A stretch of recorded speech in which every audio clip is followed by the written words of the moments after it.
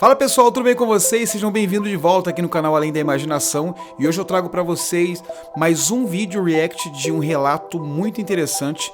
Dessa vez é um caso ocorrido em 26 de abril de 1997 na cidade de Itupeva, aqui no interior de São Paulo, próximo à cidade de Jundiaí. Esse caso aconteceu em uma fazenda na cidade de Itupeva e a testemunha ocular foi o seu Roque Ming e a sua esposa, que tiveram aí um contato visual muito interessante com seres talvez de outro planeta. Vamos lá ouvir, mas só para contextualizar um pouquinho a história, ele estava voltando, o casal, né, o seu Roque e a esposa dele voltando à noite junto com o filho e com a nora. E eles deixaram o filho e a nora na casa deles e seguiram ali para sua fazenda. Nesse caminho, a esposa dele viu ali uma luz meio avermelhada e tal, e achou que fosse uma fogueira e tocou a vida normal. Só que quando eles chegaram na fazenda deles, eles tiveram aí esse avistamento interessante. Vamos lá pro vídeo. A primeira vez eu cheguei guardando, era 15 para 1 da madrugada.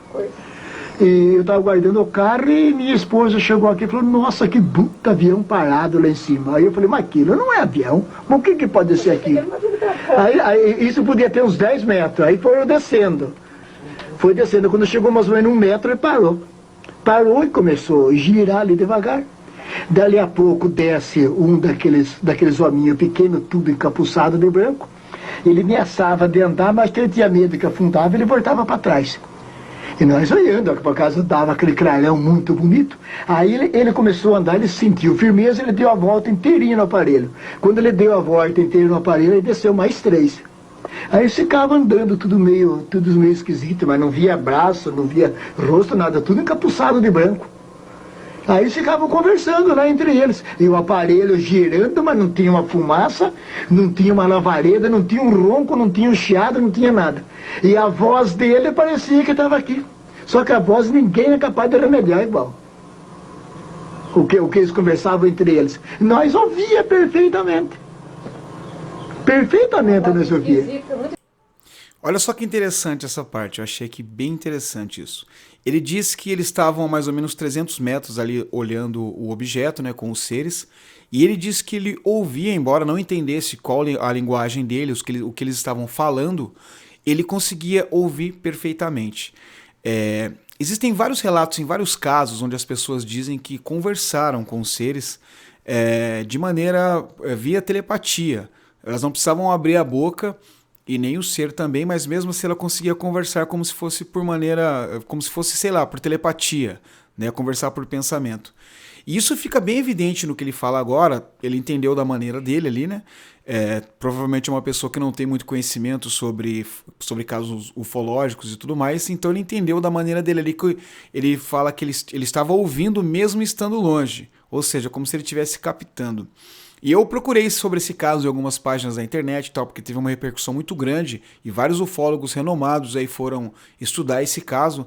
E de acordo com o relato que ele passou para um desses ufólogos, ele diz que eles não conseguiram dormir porque ficavam ouvindo aquele converseiro, aquele burburinho, né, dos seres conversando entre eles e o seu Roque Ming e a sua esposa, de certa forma, captando essa conversa. Cara, eu achei isso muito interessante e é uma coisa meio que única, assim, na casuística, né? Embora já tenha outros casos de relatos das pessoas conversarem via telepatia com os seres, é a primeira vez que uma pessoa entra na conversa meio que sem querer, né? Então eu achei isso muito, muito interessante.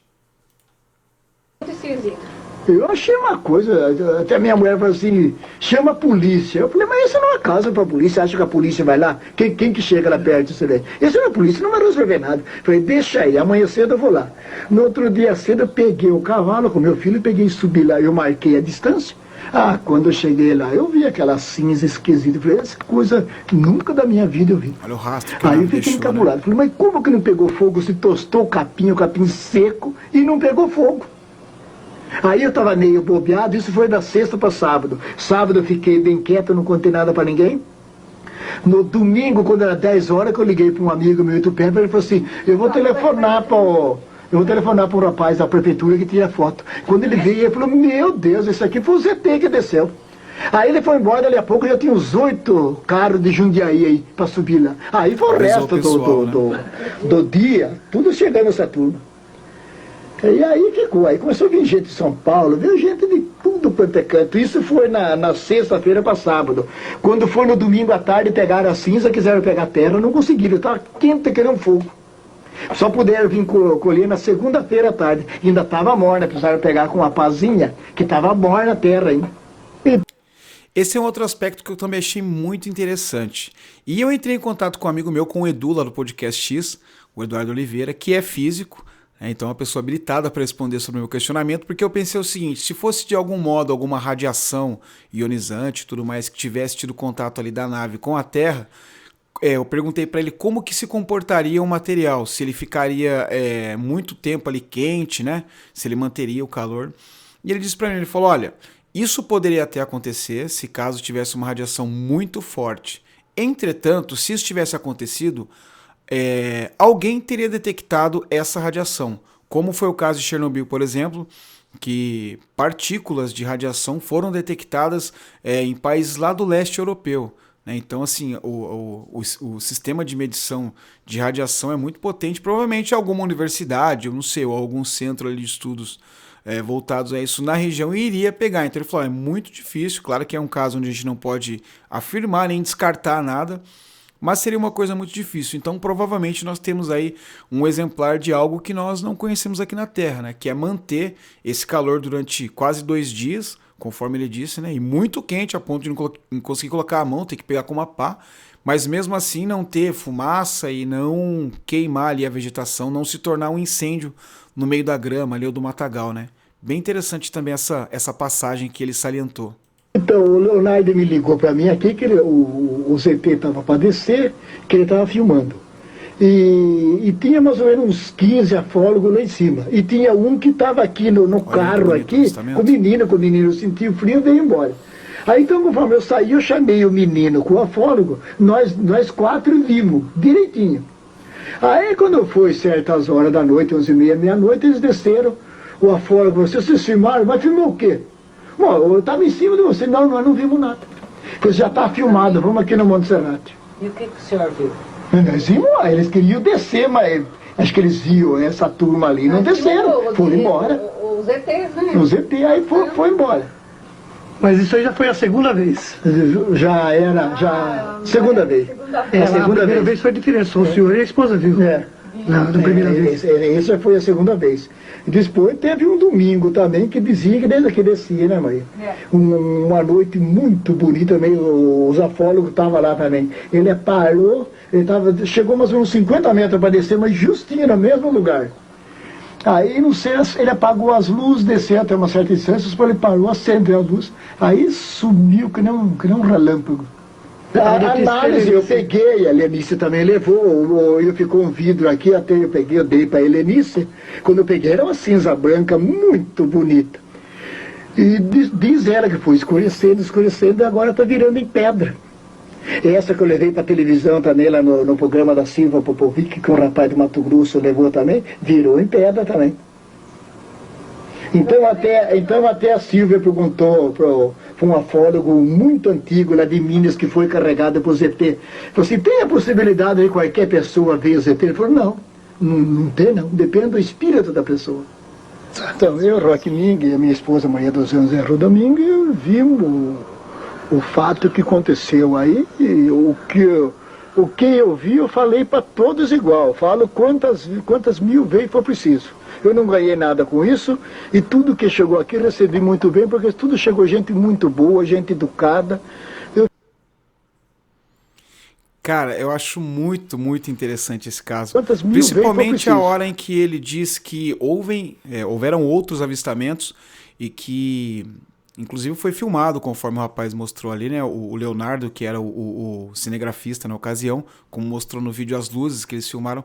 Então, assim, era uma área de interesse, sabe lá por qual interesse que esses seres tinham nessa região, né? Nesse local, propriamente dito, porque, segundo o que ele disse, eles queriam descer no mesmo lugar dias depois, assim, numa outra oportunidade. Então, ali tinha alguma coisa que interessava a eles, né? Eu achei isso muito interessante também. Outra coisa que me chamou muito a atenção foi ele falar sobre o material que foi deixado pela nave, né? Vamos dizer que foi subproduto do pouso ali, ou alguma substância que a própria nave pode emitir, né? Não sabe. mas aí ele pegou aquilo, guardou e aquilo começou a se transformar, virou como se fosse pedra, né? Como se tivesse solidificado mais, era só uma poeira e acabou solidificando.